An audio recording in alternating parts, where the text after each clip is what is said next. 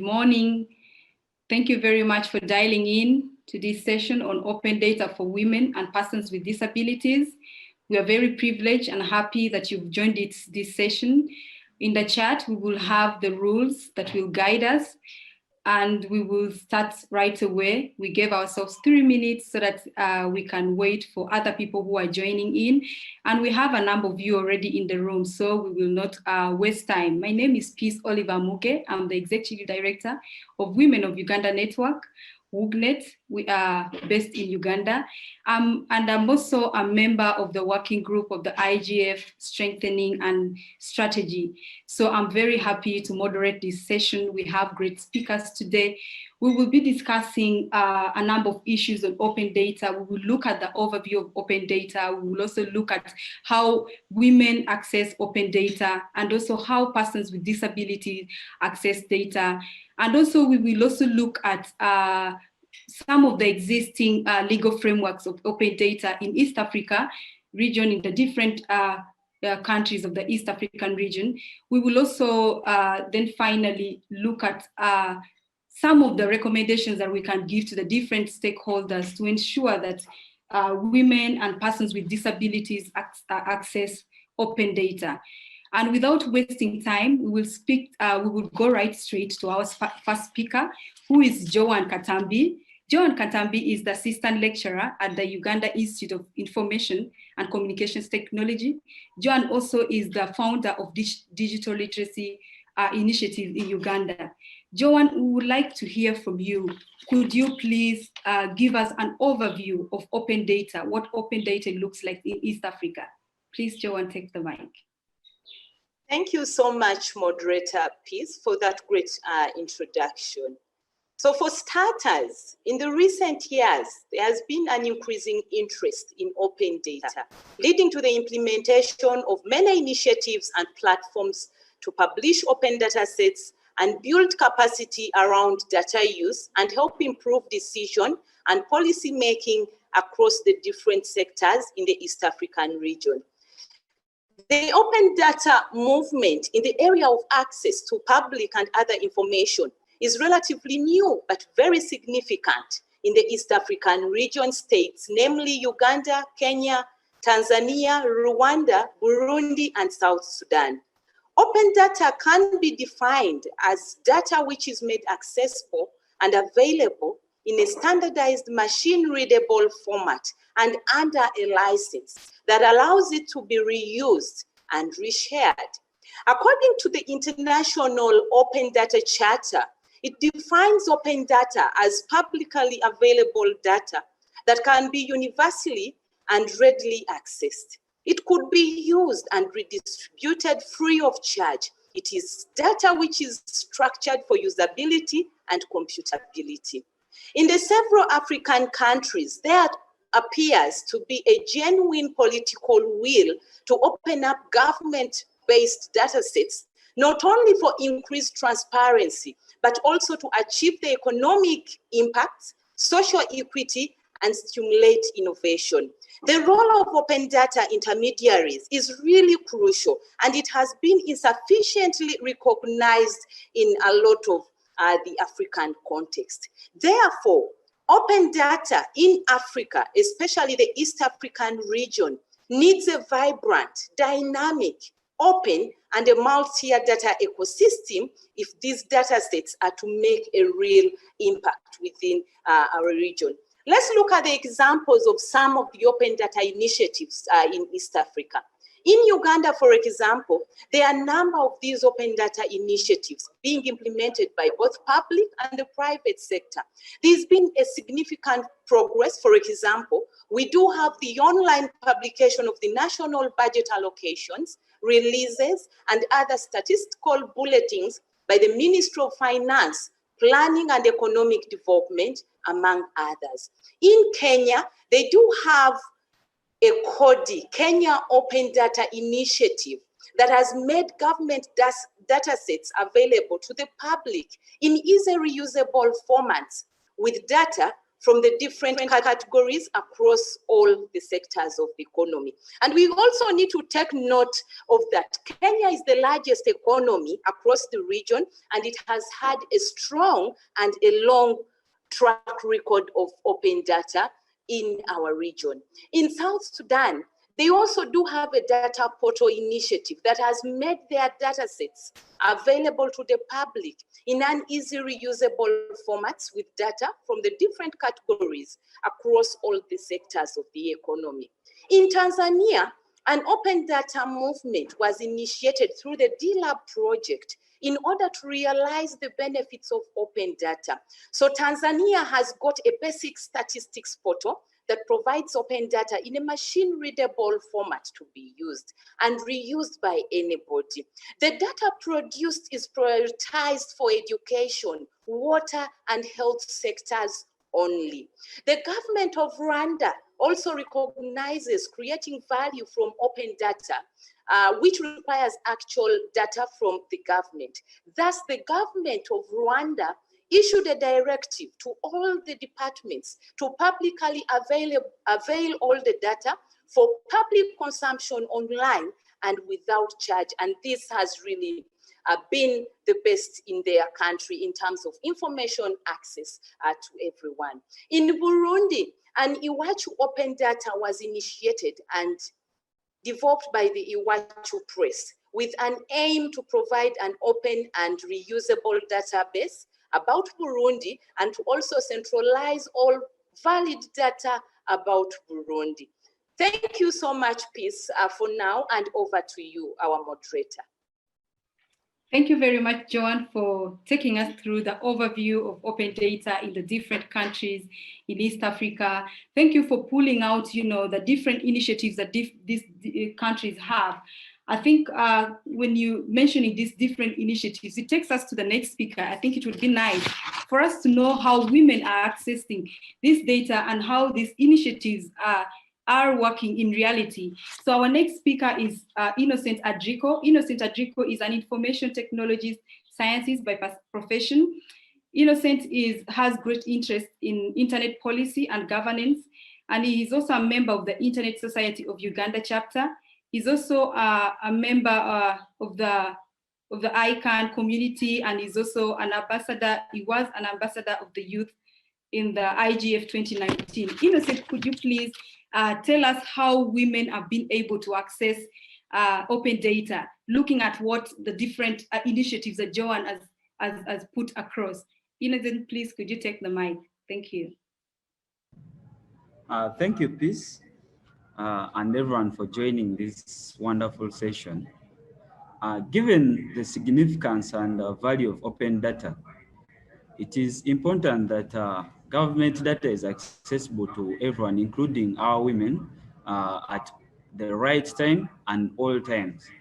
It is evident that most of the women in East Africa live in rural areas where digital inclusion has remained a challenge.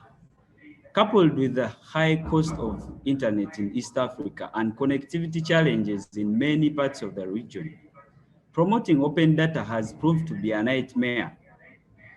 Whereas a percentage of these women access the internet, it has remained a luxury to most of the women, especially the ones in the rural areas.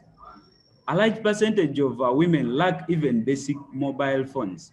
Therefore, it makes it impossible for you to talk about open data.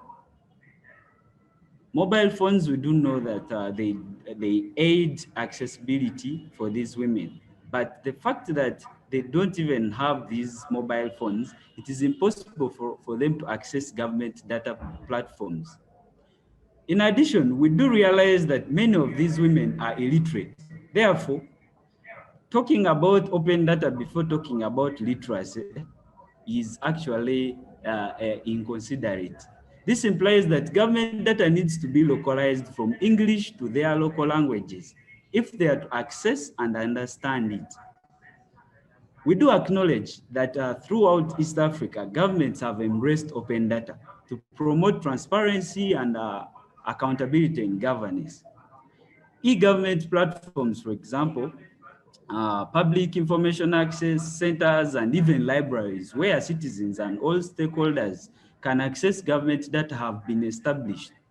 The government of Uganda, for example, established the Government Citizen Interaction Center and the Ask Your Government web portal. These portals do exist, and they are meant to provide specific government data to citizens on request. However, it is evident that majority of the citizens are not even aware of these platforms. They are not aware that they do exist.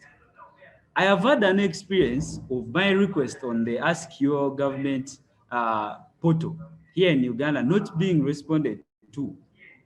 This therefore implies that the women deep in the rural areas and even those in urban areas may not easily access government data. Besides, open data is not enough if we don't have open technology. These women need to have the knowledge and open-mindedness to reuse, develop, and replicate the processes of open data. In conclusion, champion open data in East Africa means that we should refocus on our priorities, and this will give us the capacity to solve these challenges in a localized way, because these are localized community problems. Thank you, peace. Thank you very much, Innocent. Thank you for pulling out and bringing out clearly the challenges that women face when it comes to accessing open data. You talk about the illiteracy, you talk about the challenges of internet access, because if these women are not accessing internet, then it is difficult for them to access the open data, and then also you talk about the localization. You also talk about the challenges, and you gave an example of when you applied to access information from the government, and that was not done. So that means everyone is having a challenge with open data. Thank you very much, Innocent. I think it would also be nice for us to hear from Shamim, Nampijja, so that we can understand how open data is for persons with disabilities. So Shamim Nampijja is an information and communications technology professional, and she has a vast experience in social communications. Shamim works for the National Union of Women with Disabilities in Uganda, and this union is a women-led organization. Shamim, could you please tell us how accessing open data has been for persons with disabilities? Thank you very much. Take the mic, please, Shamim. Thank you so much, Peace, for that wonderful introduction. To give you an overview of what persons with disabilities are going through, it is widely acknowledged that persons with disabilities face social exclusion due to digital division and digital exclusion on account of their disability, gender, class, location, and privilege. Yet, several international human rights conventions, such as the Universal Declaration of Human Rights, Sustainable Development Goals, and in Uganda, Access to Information Act 2005, Uganda Constitution 1995, and Persons with Disabilities Act 2019, all recognize that access to communication technologies are not only human rights, but sources of empowerment and social integration for persons with disabilities. To answer your questions, according to the Uganda Bureau of Statistics, 12.4% of the population constitutes persons with disabilities. The largest population of disability is concentrated in the rural areas. Women, more than men, have the highest rate of disability in Uganda. This background reveals that majority of persons with disabilities barely access open data. Now, for those persons with disabilities that can access open data, their access is limited by affordability and access to ICT tools and devices necessary to use open data. One needs either a smartphone or computer, stable internet connection, or data, which are expensive to afford and access for majority of persons with disabilities. There is also the contradiction between Access to Information Act 2005 and the Uganda Constitution which leaves room for misinterpretation by providers of open data. The Uganda Constitution and Persons with Disabilities Act 2019 recognize sign language as a national language, but the Access to Information Act does not recognize it as a medium to impart open data for persons with disabilities. Persons with disabilities in Uganda are denied access to information held by the state due to the state's lack of resources to make it available in disability accessible formats. For example, most of the government updates on coronavirus have been disseminated without the presence of sign language interpreters to bridge the gap in communication for the hearing impaired. When we come to the e-government websites, they are not compliant with accessibility norms, so text-to-speech tools become useless, and oftentimes accessibility options are few and hard to locate on government service web portals. Also now, like the language used in these open data provisions, like the national budget and national statistics, to mention but a few, is too technical for the lay person with a disability to understand.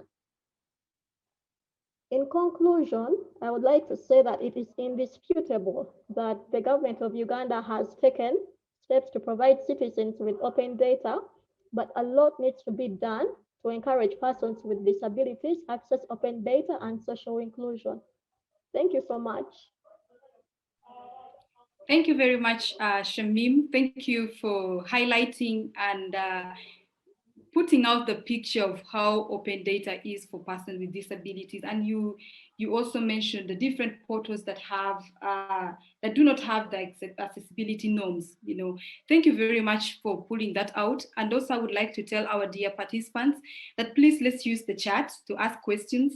We will have at the end some time to have to listen to your questions, but also we can use the chat to bring out to send out the questions to our dear panelists.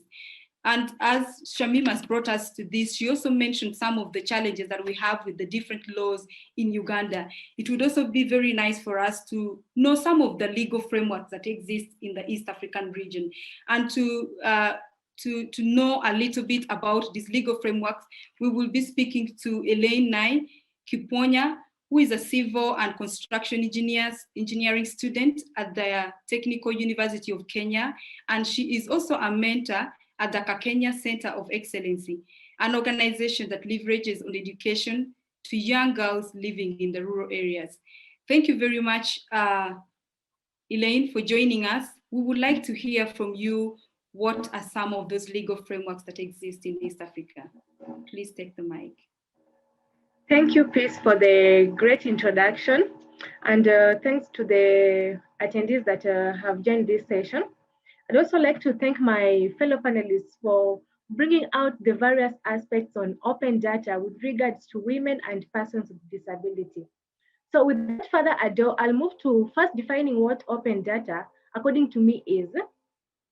Open data is data which is collected and shared with others to use as they wish without restrictions on copyright and usage, meaning it should be legally open without and as such unrestricted to any restrictive copyright terms. Open data policies should then provide a framework on opening access to government data and also providing governance mechanisms. Policies that are provided by the government should strive to highlight the requirements for a successful implementation of open data for all people, including women and persons with disability. This will greatly reduce the policy impediments and lead times with regards to the marginalized group. So when you come to the existing legal frameworks across East African region, for instance, we take Kenya. Kenya being one of the first African countries to launch an open data portal in July 2011, it has laws governing open data. And according to the Center for Public Impact Foundation report, which was released in 2010, a new Kenyan constitution was codified, and it included Access to Information Act. This act was established to give an effect to Article 35 of the Constitution, which states that every citizen has a right to information held by the state, and they also have a right to information held by another person, and required for the exercise or protection of any right or fundamental freedom. And then when it comes to Uganda, Uganda also has laws that guarantees access to information by the people. And a perfect example is the Access to Information Act, which was enacted in 2005. This act exhibits as foot forward for government willingness to provide useful public information. So accessing information does not guarantee an open data. And with this, I mean that open data should be made publicly available and not subject to valid privacy or security or privilege limitations. And also, this open data should be timely, meaning it should be made available as quickly as possible in order to preserve the value of this data. And then again, this open data should be primary, meaning that just as it has been collected from the source, it should be in that form and not in any other modified form. The Ministry of ICT Uganda has been developing an open data policy, even though not much work has been done on the open data portal in ensuring that all people, including women and persons with disability, are able to understand these data sets and also be able to interpret it. When it comes to Burundi, Burundi has a privacy policy known as NOIMA. NOIMA is a cloud-based technology platform that makes data accessible and also delivers intelligent data tools and discoveries. NOIMA is striving and committed to protecting information that of any visitor or individual or even entity that tries to register with it. And when you look at Rwanda, according to Article 34 of its constitution, it states that freedom of the press and freedom of information are recognized and guaranteed by the state. And also, Access to Information Law, which was enacted in March 2013, states that every person has a right to access information held by government bodies or even private bodies.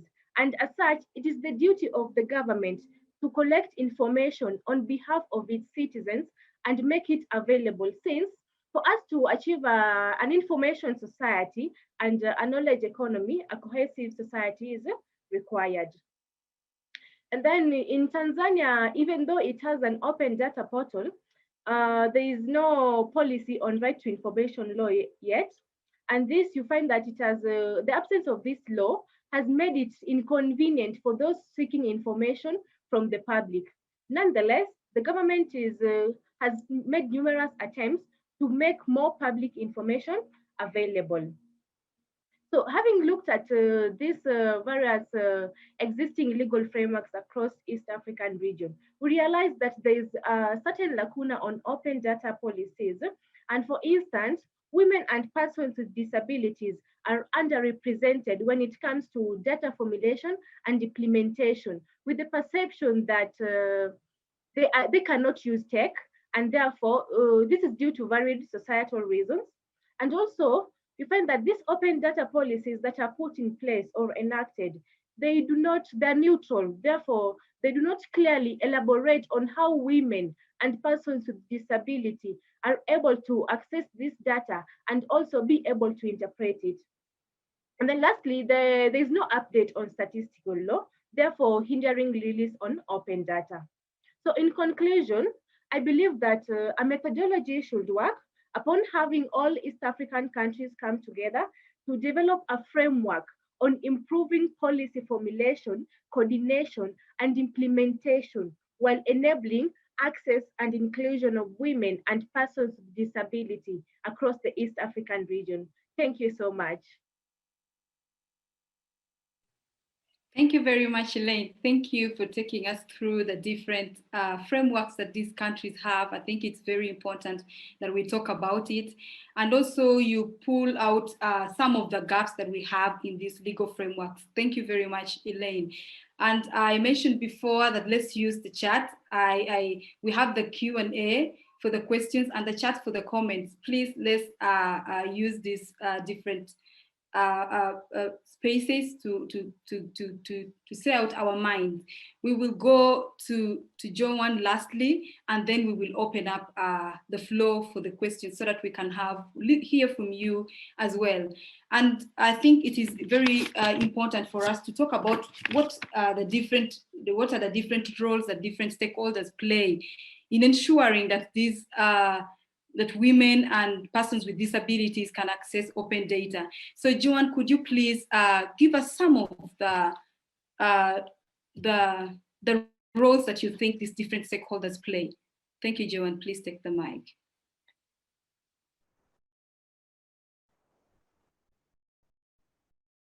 Thank you so much, Peace. Can you hear me? Hello, can you hear me? Yes, we can hear you, Joan. Okay, thank you. So thank you so much for the question, and thanks for the great feedback from our panelists. I'll straight go to civil society organizations to ensuring, women and persons with disabilities are able to access data. One, civil society organizations need to run campaigns for open data in order to create awareness in all communities. For effective campaigns of open data, civil society organizations need to work with data technologists, information professions, computer scientists, information technologists, experts, academia, and ordinary citizens who advocate for greater access to government data, because whatever open data is coming out to the public, we, the citizens, are questioning our leaders on what has been done and what has not been done. So more needs to be done as regards to awareness in this initiative. Two, civil society organizations also should form collaborations and movements to work together and advocate for policies that are inclusive and favorable. I'll give an example. In Uganda, we have the Digital Human Rights Lab in Uganda. It is part of the project of human rights protection in the digital age, which is implemented by Better Place Lab and Future Challenges by the GIZ. So this lab has created a number of community of practices. An example is ICT for advocacy, civil society organization community of practice, access to information and services for minority groups, community of practice, among others, with the agenda to enhance access to data and information. And one of their focus areas is still open data by women and persons with disabilities, plus other vulnerable groups. Back to our governments in the East African regions. Our governments need to develop teams, strategies, action plans, and policies in support of their commitments towards open data. These strategies should typically be high-level plans focused on the particular long-term goals, actions, and resources required for the success of open data initiatives. While action plans and policies will define specific courses of action adopted in order to guide decisions towards implementation of this initiative. Governments too should add metadata to ensure that data can be understood by citizens, especially women, minority groups, persons with disabilities, and it can be found via search engines. When I talk about metadata, I mean data about data. When you look at our data portals across the region, they specifically give you the figures. There is even no data backing up of those figures that people can even use for further analysis and decision making. Governments should also clearly communicate the data they hold. And this has really been a question from time to time. They should prioritize the data they do publish. They also need to make this open data permanently accessible and findable. You've had an example Innocent has given us. He put in a request for certain specific data. Until now, he has never received any reply. So they need to really come out to the public and be bold to tell us, which data they hold, and how should we, the citizens, be able to access it. Governments also need to have standard formats for publishing this data so that our women and persons with disabilities are able to interpret. I will tell you, when you open these government platforms, they are all in a second language, which is English. Rural women then, how are they able to interpret this content and be able to use it, and even our persons with disabilities? So it is key that they should look at the issue of these standard formats when it comes to publishing, and we should be able to interpret it. Another point is our governments should provide public data guidelines and standards for this open government data on access. This is clear. If you need, for example, information on the education sector, the health sector, where should you run to? If you find the platform, then how do you get to understand the numbers, the statistics that are actually being put online? Another key issue is, of course, governments need to also use standard open licenses, and they should help citizens, especially women and persons with disabilities, to understand the legal context first. Because people need to know, if you need to use maybe classified information from our governments, what are the copyright laws? What are the laws that are binding the information that you're trying to take up and be able to redistribute and reuse? Because it's been a norm in our region. The law comes in when you actually make a mistake. If they came in to create more awareness, tell the public, tell the citizens, here is the data, here is how it can be used or it can be accessed, then we wouldn't have more problems within the data and the laws that they actually put in place. Open data needs commitment from the political leadership to be entrusted to a dedicated and adequately resourced custodian and embedded through permanent data processes, a persuasive culture within all relevant government institutions. Thank you, Peace, and over to you. Thank you very much, Joan. Thank you for the elaborate recommendations that you've given to the different stakeholders. It is clear that we all have a role to play, and I'm very happy that you pull them all out clearly. I think it's the right time that we listen to our dear participants. And in the chat, we've been seeing Sandra. Sandra is the program manager of, at Women of Uganda Network, WOUGNET. She has been giving us different, links to information, links to some of the laws and some of the write-ups that the speakers have mentioned. Please, you can have a look. We also have Rebecca Nyakitura, who is also helping with the chat. So we would like to open up the floor to our dear participants. Please, you can raise your hand and you will take the mic, or you can still use the question and answer session. Please, we would like to hear from you. If you have maybe a comment, if you have maybe a question to one of the panelists, or a general questions to all of us, please, we will be happy to hear from you.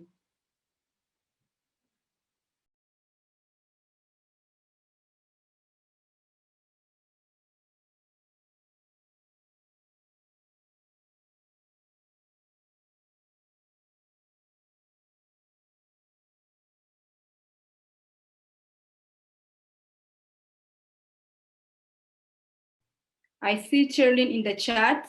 Would you like to say something? You could take the mic and say it out. You said that the cyber survey development in our communities is essential in my biased point of view. Could you please take the mic? Would you like to take the mic? Cherlin?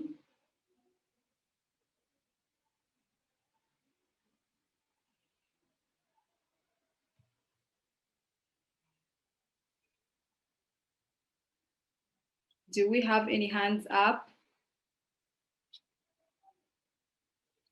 Raymond, could you please unmute Cherlin?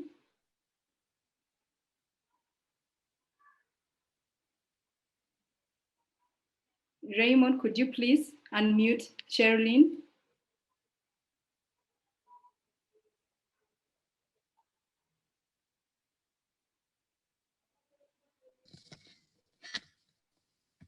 Oh, hi, Cheryl Langdonor for your record, and I'm thoroughly enjoying this this dive into the work you've all done in terms of open data and access, and how we need to empower all our communities so much more.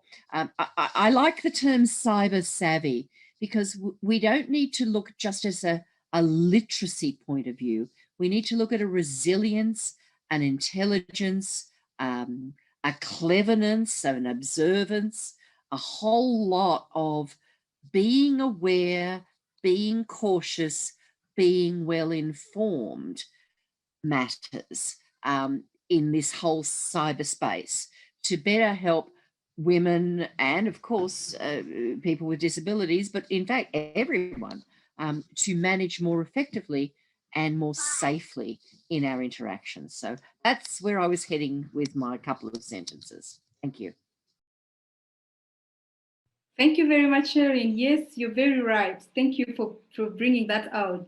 Thank you. And we are still open. We still have some time before we close the session. So please take the mic or use the chat or the question and answer. But I think you can take the floor since we have some questions.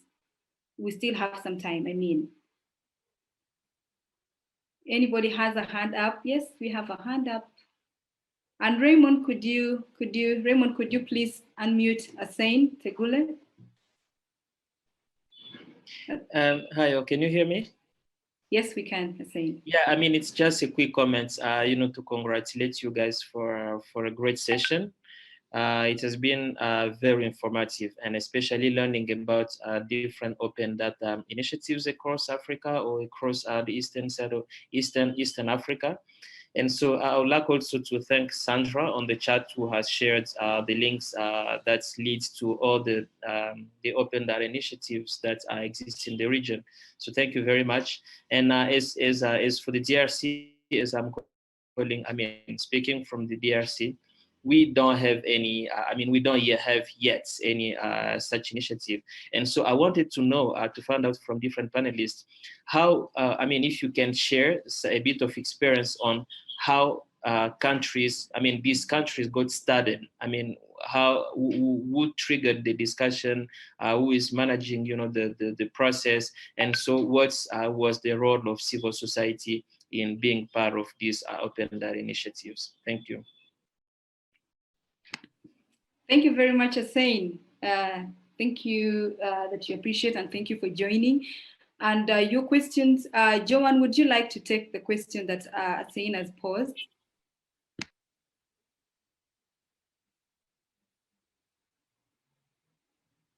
Joan, are you there? And if anyone else has a comment or questions, please, you can still also take the mic as we wait for Joan to maybe give some more highlights on the questions that Asain has posed. Does anyone have something that you want to say? Yes, we have a hand up. It's Mary Iduna. Can we have Mary unmuted, please, Raymond?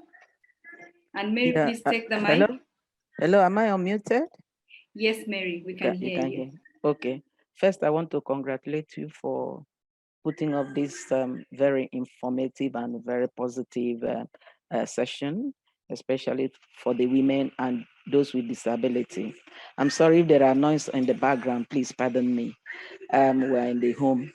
The issue is, do we know, can we say there are commitments from the stakeholders, and what type of commitment do we expect from the stakeholders to be able to actualize open data and being able to communicate to those with disability? In particular, I'm interested in those with disability. Within your region and within other African regions, are there some linkages? Are there some partnership? Are there some collaboration at the African level? Maybe I came in late when you were making your presentations, but I need to know whether there are commitments, and if not, what commitments what should we recommend that should be the commitment of each stakeholder to be able to actualize this? Thank you.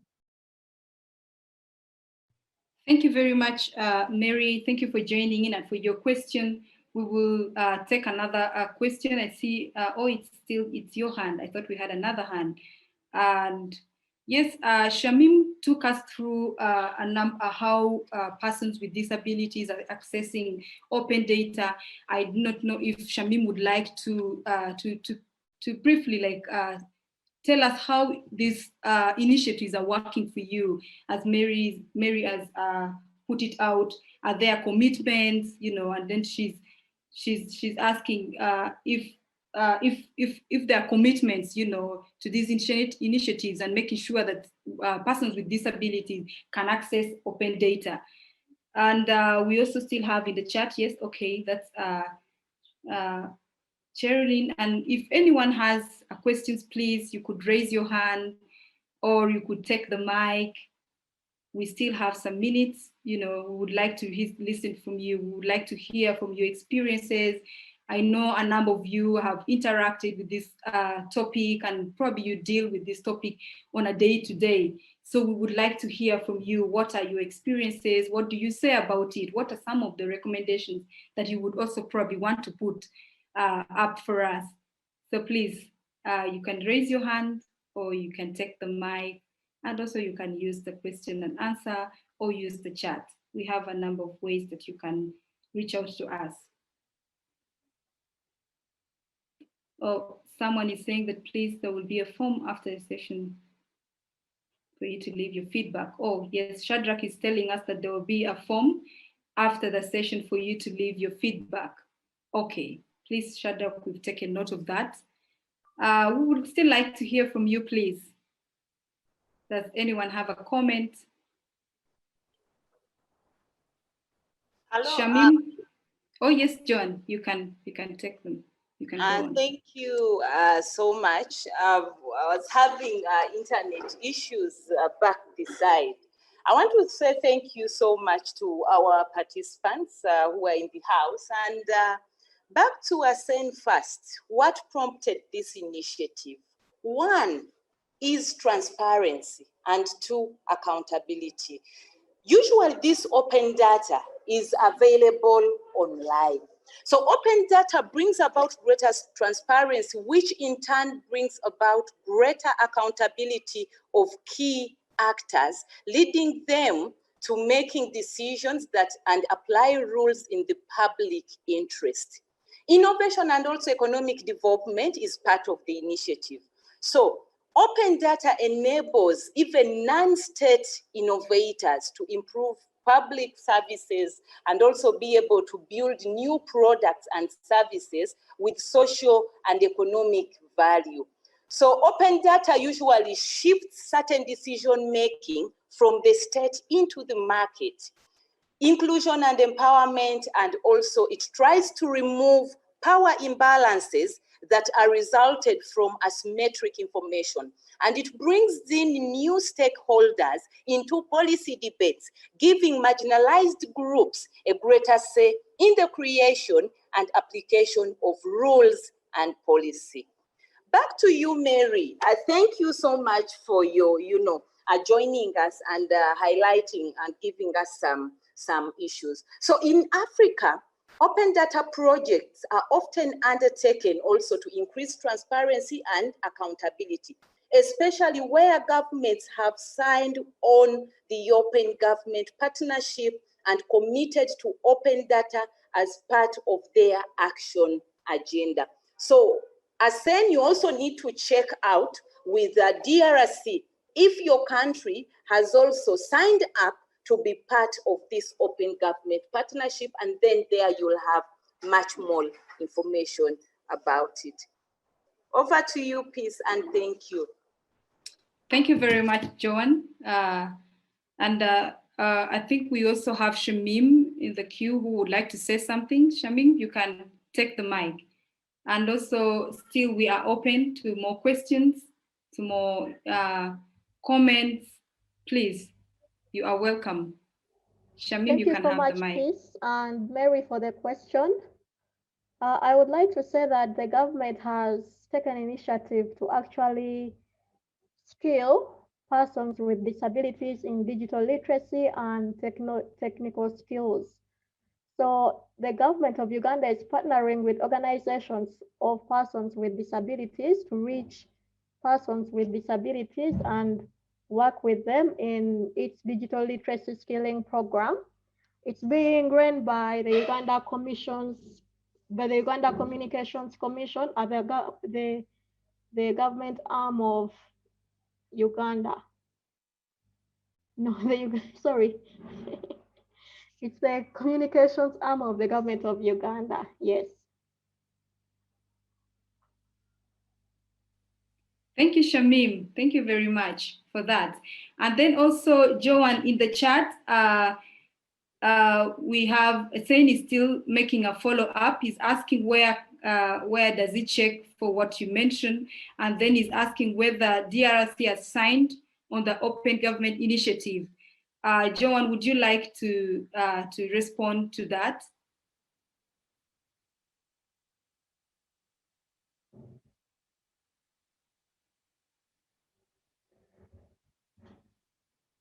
Hello, John. Can you hear us?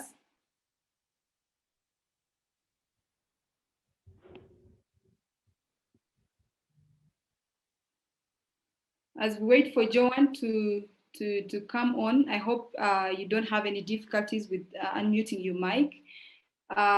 We can still take more questions and comments, please. Hello, Peace. Yes, please, Innocent.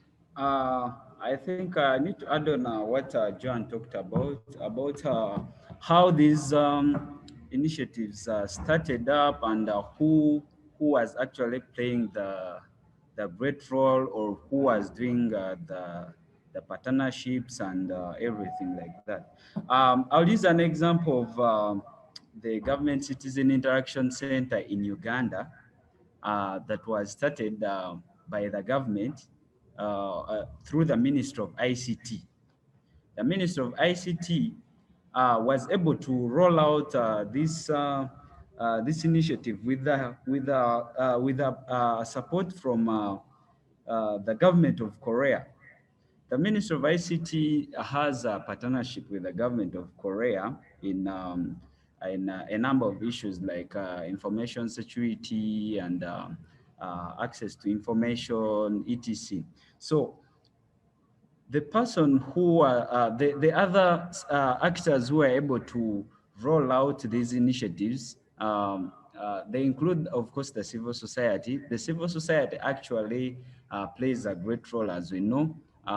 For example, here in Uganda, the Internet Society, for example, Uganda chapter, plays a great role in policy reforms because it has a direct partnership with the Ministry of ICT and the regulator in Uganda, which is the Uganda Communications Commission. So all I can say, it's a whole effort of everyone in the sector here in Uganda, because these initiatives are not just a mindset of the government, but a collective mindset of the civil society and the government, with support from, of course, the different government, foreign governments, and other partners. Thank you.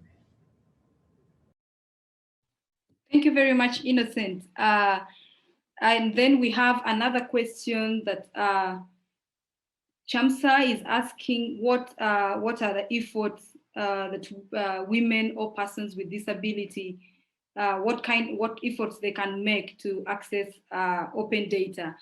Would someone want to take on that question? Eileen or Shamim, would you like, or even Innocent, if you'd like to respond to Chamsa? Chamsa's question is wondering or asking what efforts that women and persons with disabilities, can make to access open data. Thank you, Peace. I think I can take that question. efforts that women and persons with disabilities should make to access open data. What I would first of all say is that we do agree that government data is there, it's present. The challenge is how these people get the data. But as we all know, it's not a single responsibility. Like as in to say, it's not only the government that is responsible to make sure that data is accessed by the citizens. We citizens, the women and persons with disabilities, should be able to put in an effort. How? Make use of the initiatives. We do agree that the initiatives have challenges, yes, but for as long as you are able to know that the initiatives exist, then you should be able to make use of them. For example, I talked about the government portals all over East Africa. When you look at how many people actually access these platforms, yes, the number is low, but not because everyone who is not accessing the platforms have no idea. Some have an idea, but maybe they restrain from using these platforms to access data. So the first thing I can talk about is the women and persons with disability should make use of the opportunities that they have to access this data. Some of this data is also in libraries, in public libraries. For example, here in Kampala, we have a number of public libraries, and I can assure you that when you go to these public libraries, you actually find government data on almost every sector. So it's we the citizens who have to take up that responsibility and leave alone the challenges that a number of people are not possibly accessing this data. The ones who already know should be able to make use of these initiatives. Secondly, we do agree that most of this data is on the internet. And to some people, the internet has still remained a luxury. However, even the people who access the internet possibly do not look at accessing open data as priority to them. Accessing government data, they don't look at it as priority. So this also leaves a gap that actually some people might be aware of the government data and they might be able to access the internet, but accessing government data is not part of their priorities. So this brings me to engagement. We need to sensitize our populations. One, we need to sensitize our population that open data is actually very useful to them. And we need to sensitize them about their rights to information. This way we shall be able to achieve some of these goals. Thank you.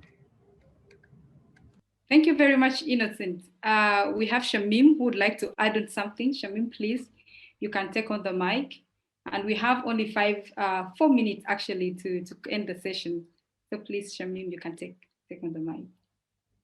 Thank you so much, Peace. I would like to add on that the government should develop measures to train persons with disabilities and professionals in the use of the different communication formats and technologies to help them access open data. Because what is the use of open data being in existence if I don't know how to access it, and I don't even know how to, and I actually do not know of its existence? Yes?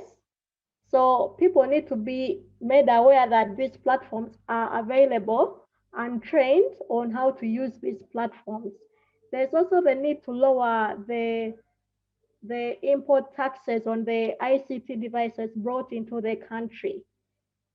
It will be if computers, or let's say the government provided public computers and computer labs in the libraries that Innocent speaks of, then maybe we shall see more access to open data by persons with disabilities.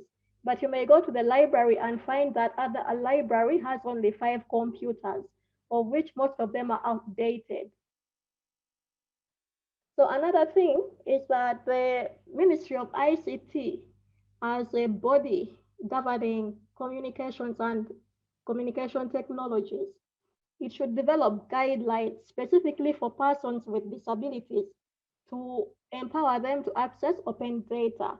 And with the development of these guidelines, they should at least try to streamline them into the national policies. So we will see persons with disabilities engaged with access to open data, like from the Ministry of Health, from the Ministry of Finance, from the Ministry of Education. Yes, like it needs to be a concentrated, streamlined effort to see to it that persons with disabilities access open data. Thank you, please. Thank you very much, Shamim. And I think we are coming in to the end of our session. And in the chat, Joan has responded to Eileen, where you can check out for the open data related the questions that you ask on DRC. Please have a look at the chat. And then we have one hand left, one hand raised up, and that is Eileen. Eileen, please, you can take the mic. We have just 2 minutes, please. Just use 1 minute. Thank you, Peter. Just wanted to add on something. This is a shared responsibility, and action is required to challenge embedded patriarchal attitudes and norms, and practical steps must be taken to create better data and also adopt clear policies and promote opportunities and safe space for women and persons with disability. So this will see the women and persons with disability accessing this data more easily. Thank you. Eileen, thank you very much. And thank you very much, our dear speakers, and thank you all the participants who joined in from the different countries, from the different organizations, or joining in as individuals. We're very happy for these great conversations that we've had. Thank you for the time that you've created. We've come to the end of the session, and we are very grateful. We still have a number of comments coming in the session, but unfortunately, we cannot take them now. But we're really, really, really grateful for your time and for all the insights that you've given to us. Thank you very much. Have a good day, good evening, and good night. Thank you very much. Thank you. Good session. Thank you. Thank you very much, Mary. A piece I was told.